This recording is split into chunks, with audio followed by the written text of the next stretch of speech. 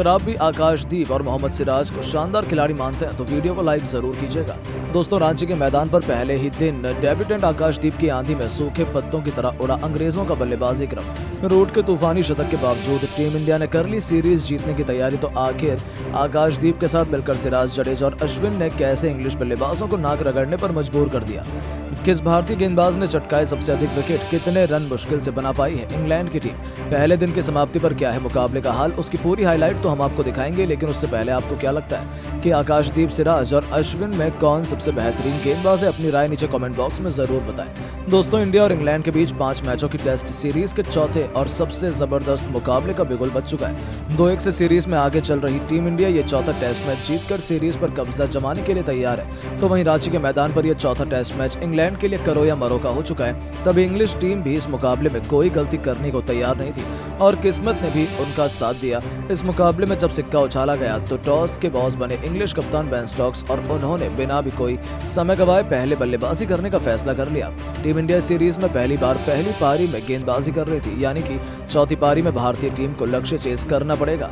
English खेमा ये जानकर बेहद खुश था। इस मुकाबले में आकाशदीप को उनकी डेब्यू कैप सौंपी गई और बुमराह को आराम देकर आकाशदीप की प्लेइंग 11 में मौका मिला। इंग्लिश टीम को एक बार फिर तूफानी शुरुआत दिलाने के इरादे से जैक क्रॉली के साथ बेन डकेट की तूफानी जोड़ी मैदान में कदम रख चुकी थी, पर बहुत जल्द चौथा ओवर लेकर आए डेब्यूटेंट आकाशदीप ने अपने ओवर की 5वीं गेंद पर क्रॉली को क्लीन बोल्ड कर टीम इंडिया को पहला विकेट दिलवा दिया था।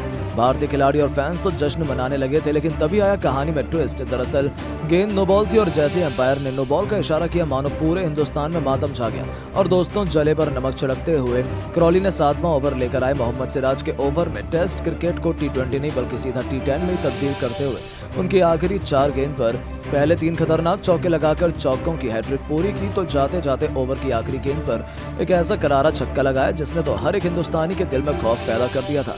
अपनी विस्फोटक बल्लेबाजी से उन्होंने इस ओवर में कुल 19 रन बटोरे और टीम इंडिया की हालत खराब करके रख दी। उनकी धाकड़ बल्लेबाजी का नतीजा हुआ कि इन दोनों खिलाड़ियों के बीच 8 ओवर में ही 39 रनों की बेहतरीन ओपनिंग पार्टनरशिप हो चुकी थी। दोनों तरफ से भारतीय गेंदबाजों की खूब पिटाई हो रही थी, लेकिन तभी रोहित ने एक बार फिर आकाशदीप पर भरोसा जताया, उन्हें 10वें ओवर में दोबारा गेंदबाजी सौंपी और इस बार इस खिलाड़ी ने वो कर दिखाया जिसके लिए उन्हें मैदान में उतारा गया था। टीम के लिए 10वां ओवर लेकर आए आकाशदीप ने अपनी दूसरी ही गेंद पर बेन डकेट को फंसाया। उनकी कातिलाना गेंद पर बल्लेबाजी करते गलती से बैठा और गेंद उनके बल्ले का बाहरी किनारा ले गई और विकेट के पीछे ध्रुव जुरैल ने कोई गलती नहीं की। उन्होंने एक आसान सा कैच लपका और आकाशदीप ने टीम इंडिया को पहली सफलता दिला दी थी और अपने डेब्यू टेस्ट मैच में ही पहला विकेट टीम इंडिया को दिलाकर उन्होंने दिखा दिया कि वो लंबे रेस के घोड़े हैं। डकेट केवल 11 रन बना पाए, फिर चौथी गेंद पर उन्होंने ऑलीपॉप को बिना खाता खोले पवेलियन भेजकर 2 गेंद पर 2 विकेट चटकाए और मैदान में तहलका मचा दिया। अपने कातिलाना गेंदबाजी से उन्होंने इंग्लिश टीम की कमर तोड़कर रख दी थी और अचानक से पूरा मैच टीम इंडिया के पक्ष में ला खड़ा किया।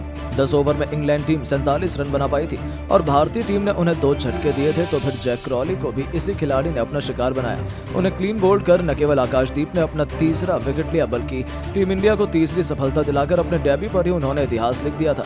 क्रॉली 42 रन बनाकर पवेलियन लौट गए। मैदान पर जॉनी बेयरस्टो के साथ जो रूट आ चुके थे, इन दोनों के कंधों पर अपनी टीम को संभालने की जिम्मेदारी की दोनों ने संभाल कर अपनी टीम को 14 ओवर में 64 रनों तक पहुंचा दिया। दोनों के बीच अच्छी पार्टनरशिप बना रही थी, दोनों ने मिलकर अपनी टीम को 100 रनों के पार पहुंचा दिया।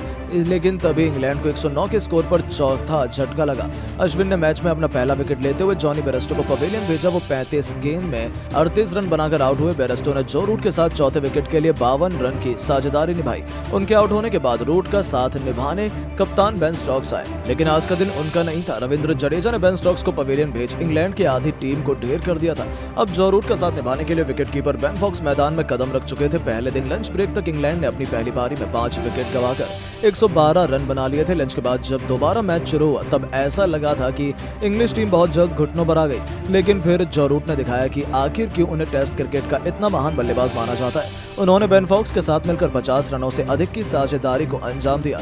रूट ने सीरीज का अपना पहला अर्धशतक 108 गेंद में पूरा किया। ये उनके टेस्ट करियर का 61वां अर्धशतक रहा और टी ब्रेक तक इन दोनों ने टीम इंडिया को विकेटों के लिए तरसा दिया। जहां 61 ओवर में इंग्लैंड ने 198 रन 5 विकेट के नुकसान पर बना लिए थे। टी ब्रेक के बाद वापस आते ही जो रूट ने तो मानो मैदान में तहलका मचाने की ठान ली थी। अश्विन के खिलाफ सिंगल लेकर अपनी टीम को 200 रनों के पार पहुंचाया।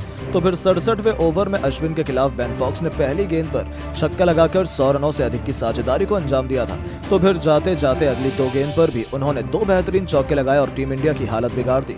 67 ओवर में उन्होंने अपनी टीम के स्कोर को 224 रनों तक पहुंचा दिया था। टीम इंडिया को किसी भी कीमत पर विकेट चाहिए था, क्योंकि झूठ अपने शक की तरफ भर रहे थे।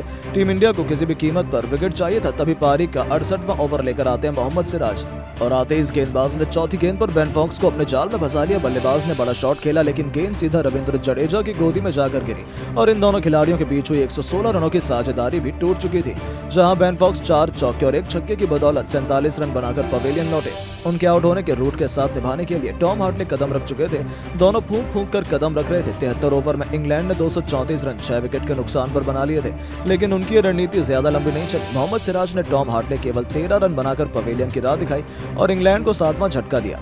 अब नंबर 9 के पायदान पर बल्लेबाजी करने ऑली रॉबिन्सन आ चुके थे। देखते देखते जो रूट ने आकाशदीप की गेंद पर चौका लगाकर अपना तूफानी शतक भी पूरा कर लिया। वो अकेले ही टीम इंडिया की नाक में दम किए हुए थे।